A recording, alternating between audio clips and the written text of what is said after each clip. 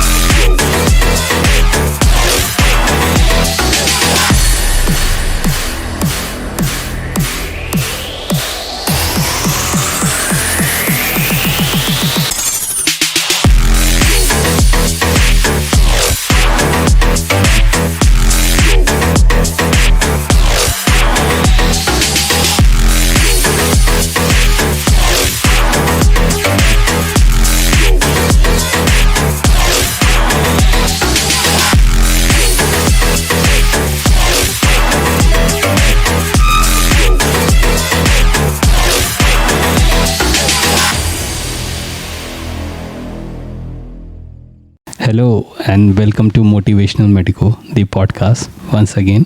और हर बार हम लोग जो है अपनी ही फ्रेटर्निटी के लोग लाते हैं और जो डॉक्टर्स होते हैं, और उस हिसाब से वो मतलब हम लोगों का पॉइंट ऑफ व्यू रखते हैं.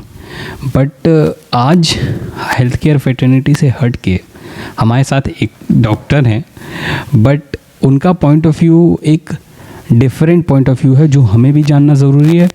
और मतलब मैं उनके बारे में क्या बताऊं आपको.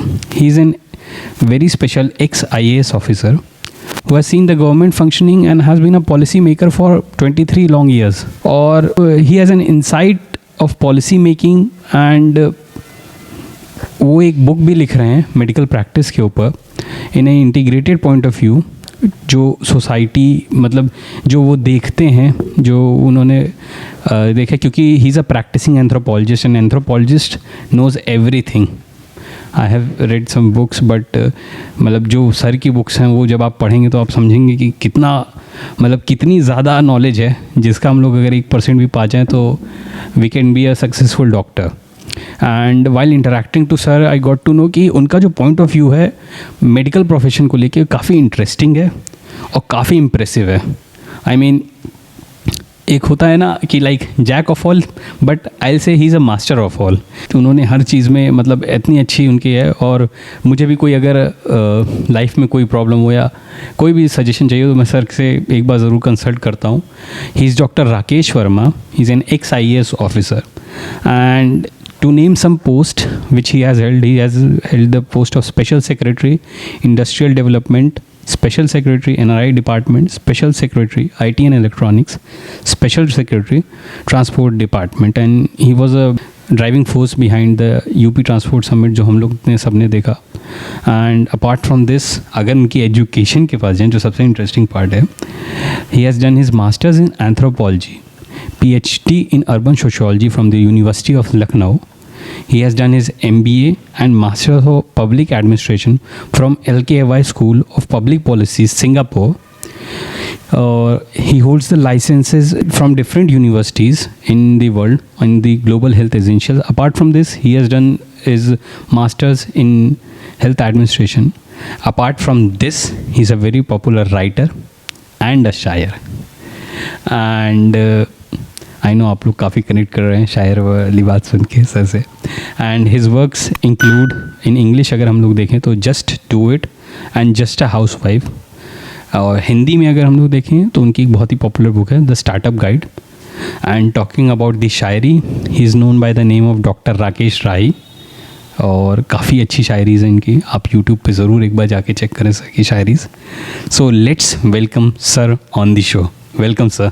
थैंक यू देवाशीष, आपने बहुत ही बड़ा इंट्रोडक्शन दिया. सर वही मैं पूछना चाह रहा था कि मुझे बोलते बोलते थक गया, आप करते करते नहीं थक गए सर, इतनी सारे टैलेंट. सर देखिए, लाइफ में सीकर होना चाहिए आपको, तो ये जर्नी है लाइफ. आप सीखते रहिए नई नई चीज़ें, यू गेट इन्वॉल्व. जी सर। और सर इतने सारे पॉइंट ऑफ व्यू हैं और हम चाहेंगे कि we as a fellow medical professional health care executive जो सब देख रहे हैं या जनरल पॉपुलेशन भी, वो आपका अगर 1% भी हमें माइंड मिले तो हमें बहुत ही होगा। तो इसी के साथ मोटिवेशनल मेडिको का the art of doctoring podcast हम लोग शुरू करते हैं sir. Right, let's begin sir. तो सर पहला क्वेश्चन मैं आपसे पूछना चाहूँगा कि how is medical science as a profession according to you? Is it knowledge based? As far as medical science is concerned, it is both a knowledge and a art. It's both a science and a art. जब आप medical practice की बात करते हैं तो आपकी knowledge से ज़्यादा आपके पास सोशल स्किल होनी चाहिए। सोशल स्किल इसलिए भी होनी चाहिए क्योंकि it is not important what is your knowledge in medicine or medical profession. It is important how you behave, that is more important. जी। तो मतलब अगर बिहेवियर वाइज देखें सर, जैसे आपके हिसाब से कोई पेशेंट आ रहा है, काफ़ी गुस्सा है, डॉक्टर का भी ख़राब दिन गया है, तो according to you how should a doctor I mean behave? Because दोनों लोग एक हॉट स्टेजेस पे हैं। हाँ। और अगर मतलब नॉलेज तो उस डॉक्टर के पास पूरी है, बट सोशली वो कहीं ना कहीं उस समय लैक कर सकता है, तो मतलब अकॉर्डिंगली क्या उसका रवैया रहना चाहिए?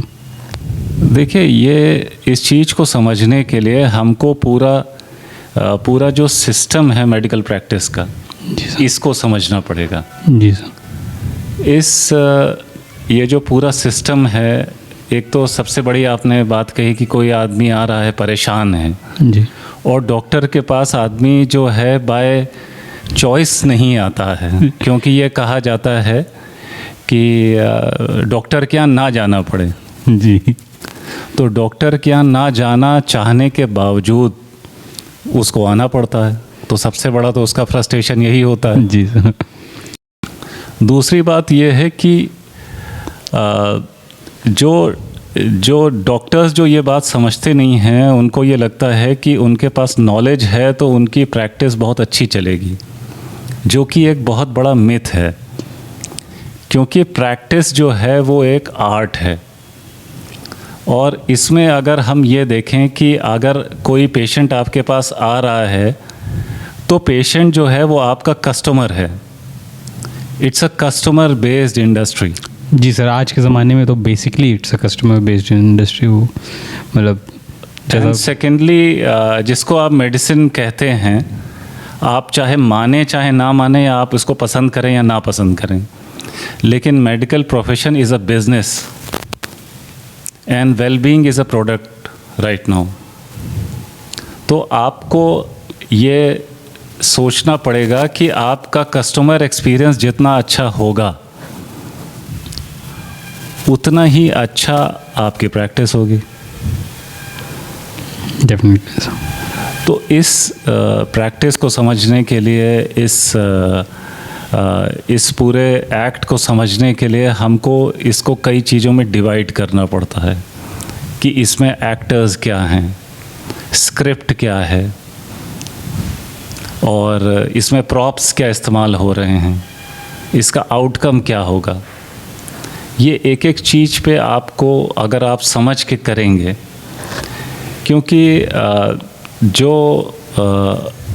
जो मेडिकल ट्रेनिंग इस समय दी जा रही है, जितने भी मेडिकल स्टूडेंट्स हैं, वो आपको वो बनाती है डॉक्टर को as a technician, not as a healer. The society wants you to be a healer rather than a technician. इस फ़र्क को आपको समझना पड़ेगा। जी। तो अगर आप इसको समझेंगे तो आपके चाहे जैसे भी नंबर आए हों, आपकी प्रैक्टिस अच्छी चलेगी, आपको लोग पसंद करेंगे। तो सर जैसा कि आपने बताया एक्टर, और मतलब जो एक तरीके का स्टेज है, पूरे वर्ल्ड ही एक स्टेज है, जैसा कि बड़े पोएट्स कह गए, और आई ऑल्सो फील कि एक स्टोरी टेलिंग है। तो सर अगर उसके हिसाब से देखा जाए तो why some doctors have a roaring practice and some do not have so much clients sir? देखिए, एक बात को आपको समझना पड़ेगा कि जैसे अगर बहुत आम बोलचाल की भाषा में बोलें तो डॉक्टरी जो है वो एक कच्चा काम है। कच्चा काम से मतलब ये है कि आपको आपका जो टेस्ट होता है, आपका प्रोडक्ट जो होता है, उसकी टेस्टिंग जो है कस्टमर्स के द्वारा रोज़ की जाती है। जैसे आपको एग्जांपल दें तो कोई हलवाई है या कोई रेस्टोरेंट है, तो उसके यहाँ जब आप जाते हैं, चाहे आप उसके रेगुलर कस्टमर भी हैं, तो हर बार आपको एक्चुअली वही टेस्ट चाहिए होता है। और टेस्ट अच्छा नहीं होता है तो आप ये कहते हैं कि भाई आज तुम्हारा खाना ठीक नहीं था। और ये कहा जाता है कि एक बार 3 चांस देते हैं लोग। तो इसी तरह प्रैक्टिस का भी है। नंबर 2 ये है कि अगर इस प्रैक्टिस के आप जो हैं कंपोनेंट्स को नहीं देख पा रहे हैं तो आपकी प्रैक्टिस ख़राब होती है। अगर आपके पास एक बहुत अच्छी नॉलेज भी है तो नॉलेज के साथ साथ आपको इस बात का ध्यान भी रखना चाहिए कि जब कोई पेशेंट आपके पास आता है तो पेशेंट जो है वो सबसे पहले आप बताइए किससे इंटरेक्ट करता है। आमतौर पे एक जनरल अगर हम कहें जनरल प्रैक्टिस की बात करें या हॉस्पिटल की बात करें तो किससे इंटरेक्ट करता है? रिसेप्शनिस्ट या राइट। जी सर। लेकिन ज़्यादातर जो डॉक्टर्स होते हैं वो अपने रिसेप्शन के ऊपर ध्यान नहीं देते हैं। रिसेप्शन के ऊपर ध्यान नहीं देते हैं। जो रिसेप्शनिस्ट बैठी है या बैठा है वो कितना पोलाइट है, वो कागज़ भरवाने में कितनी मदद कर रहा है पेशेंट की, ये सब पार्ट ऑफ कस्टमर एक्सपीरियंस है। और अगर मेडिकल प्रैक्टिस जो है एक बिज़नेस है तो कस्टमर डिलाइट आपका मेन फोकस है, आउटकम है। तो जब कस्टमर डिलाइट आपका फोकस है और एक मेन आउटकम है तो सबसे पहले जो पॉइंट ऑफ कांटेक्ट में अगर रिसेप्शनिस्ट आपकी या आपका ठीक से बात नहीं करता है, वहाँ पे आप जाइए तो कई जगह आपको दिखाई पड़ेगा कि पेशेंट की भीड़ लगी हुई है, बहुत हल्ला मचा हुआ है और कोई चिल्ला रहा है, कोई कुछ कर रहा है। तो ऐसे में जो वो कस्टमर एक्सपीरियंस है वो बहुत ही नेगेटिव होता है। और चाहे डॉक्टरी हो, चाहे कोई और बिज़नेस हो, loyalty is the main thing कि आपके पास कस्टमर रिपीट होता है। क्योंकि लॉयल कस्टमर ही आपका प्रोपेगेंडा करेगा, आपके बारे में बोलेगा। जो नॉर्मल कस्टमर आपके, और दूसरा ये है कि जिसको ख़राब एक्सपीरियंस होगा वो आपको और नेगेटिव बोलेगा। आजकल तो सारे रिव्यूज़ हैं। हाँ, तो रिव्यूज़ हैं। तो अगर आपको उस तरह से करना है तो फिर आपको इस बात का ध्यान तो देना ही पड़ेगा कि आपका पूरा जो एक एक्ट हमने बताया कि एक पूरा एक एक्ट है जिसमें जो मेन जो एक्टर्स हैं, एक पेशेंट है, एक डॉक्टर है, फिर आपकी पूरे स्टेज है। स्टेज में चाहे आपका हॉस्पिटल हो, चाहे क्लिनिक हो, तो आपको इस बात को ध्यान देना पड़ेगा कि हर एक जितने भी कंपोनेंट्स हैं वो आपको कस्टमर डिलाइट दे रहे हैं कि नहीं दे रहे हैं। जी सर, क्योंकि अब ज़्यादातर में जो हम लोग का भी एक्सपीरियंस है कि बहुत कम ही डॉक्टर एज अ सर्विस इसको देख रहे हैं, क्योंकि जो सर्विस कर रहे हैं उनको इन सब की, बट मेजॉरिटी तो आपका मतलब it's been a business model. और जितने बड़े हॉस्पिटल्स हैं वो भी बिजनेस मॉडल, बिजनेस उसके ही पे ही चल रहे हैं। और जो आपकी बात है उससे मैं भी कई हद तक अग्री करता हूँ, और सब शायद सारे लोग अग्री करें, क्योंकि जेफ बेजोस, उनका कस्टमर इज़ द प्रायोरिटी उनके हिसाब से, और तभी Amazon is the big thing.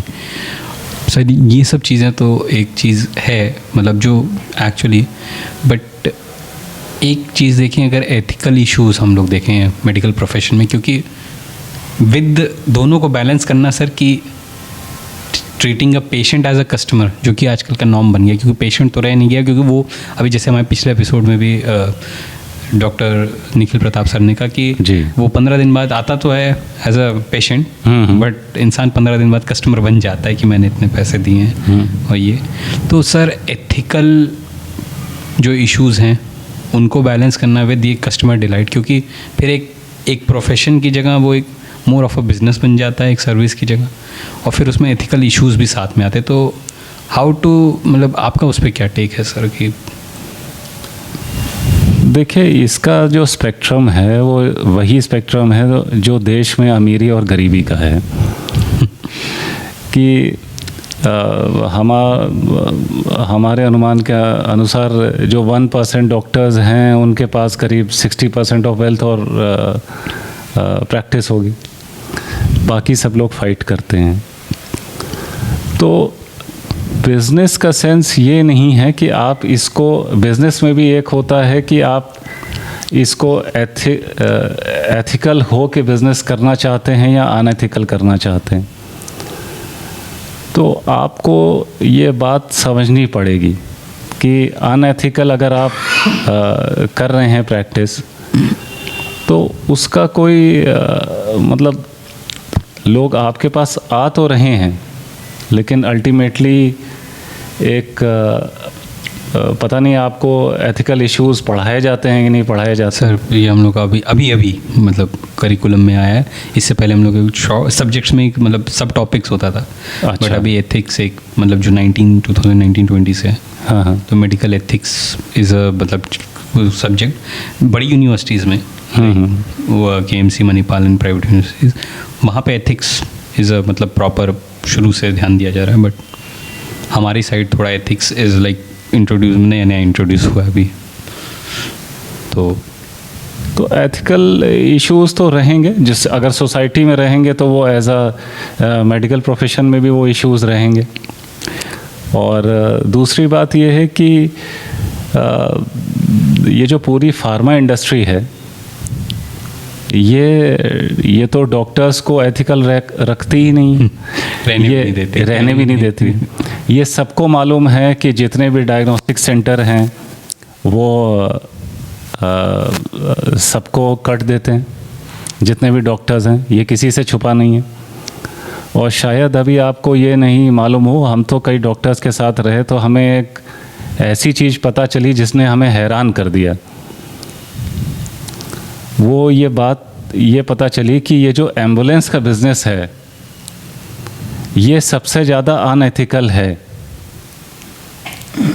क्योंकि एम्बुलेंस में जो आदमी, जो पेशेंट आता है, जो एम्बुलेंस का ड्राइवर होता है, वो ड्राइवर जो है उस पेशेंट को बेच देता है, और बहुत सारे हॉस्पिटल्स उस पेशेंट को ख़रीदते हैं।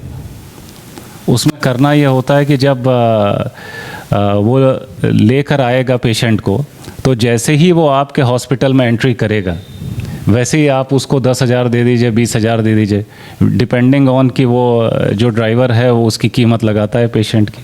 फिर आप अपना बिल रेस करिए, उसको रखिए अपने हॉस्पिटल में, और जो आपने इन्वेस्ट किया है उसके ऊपर पैसा कमाइए। जी सर। तो ये एथिकल इश्यूज़ हैं। इन एथिकल इश्यूज़ को एज अ सोसाइटी ही डील करना पड़ेगा। इसमें मतलब अब दिक्कत ये आती है कि कई हॉस्पिटल्स हैं या कई डॉक्टर्स हैं, वो ये नहीं करना चाहते। तो वो नहीं करना चाहते तो उनके पास आउटसाइड पेशेंट आएंगे नहीं, क्योंकि वो एम्बुलेंस ड्राइवर को पैसा देंगे ही नहीं। तो होता ये भी है कि हमको तो यहाँ तक पता चला कि हमारे जो फ्रेंड डॉक्टर्स हैं उन्होंने बताया कि मान लीजिए बस्ती में उनके बैचमेट ने रेफ़र किया कि you go to XY hospital in Lucknow, वहाँ एम्बुलेंस कर दी। उसके बाद एम्बुलेंस वाले के पास जो रास्ते का टाइम है, रास्ते के टाइम में उसके पास 2 घंटे हैं, 3 घंटे हैं, और जो पेशेंट का जो अटेंडेंट है वो हैरान परेशान है, ज़िंदगी और मौत का सवाल है। तो वो जो है, जो एम्बुलेंस का ड्राइवर है, उस ड्राइवर जो है वो फिर उसको कलर करने की कोशिश करता है, उसको कहता है कि उस हॉस्पिटल में मत जाओ, वहाँ पेशेंट मर जाते हैं, पब्लिसिटी, नेगेटिव पब्लिसिटी। तो अब वो जो अटेंडेंट है वो सोचता है कि हाँ भाई ये तो इसके पास तो फर्स्ट हैंड नॉलेज होगी, ये तो बहुत क्रेडिबल सोर्स है। जी। तो क्रेडिबल सोर्स है तो वो फिर ऐसे हॉस्पिटल में लेके जाता है जहाँ उस पेशेंट को उसको भर्ती कराने के उस ड्राइवर को पैसे मिलेंगे। तो ये एक एथिकल इश्यूज हैं पूरे प्रोफेशन में, जिसको धीरे धीरे ही और एक सिस्टमिक अगर डाउनफॉल आ गया है तो सिस्टमिक तरीके से ही इसका जो है सॉल्यूशन होगा।